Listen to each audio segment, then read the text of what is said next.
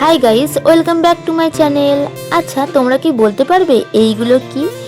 যদি কেউ জেনে থাকো অবশ্যই কমেন্টে জানিও। আচ্ছা চলো তাহলে আজকে আমাদের কাজ শুরু করা যাক।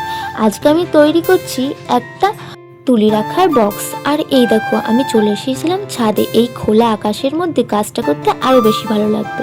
যাই হোক, ওটা অনেকটাই পুরনো হয়ে গেছিলো, তাই অনেকদিন ধরেই ইচ্ছা ছিল নতুন করে সাজিয়ে তোলার, তাই বসে পড়লাম কাজে। আর এই দেখো প্রথমে সাদা ফেব্রিক দিয়ে কভার করে নিয়ে সাদা রঙটা তারপরে ভালো করে শুকিয়ে নিচ্ছিলাম আর ভাবছিলাম এরপরে কি করা যায়। আচ্ছা তোমাদের ঠোঁটে কি এরকম হয়? আমার ঠোঁটে কিন্তু হয়। যার যার হয় আমাকে একটু কমেন্টে জানিও তো। আর এই দেখো তারপরে ভাবতে ভাবতে আমি হলুদ রঙটা করে ফেললাম।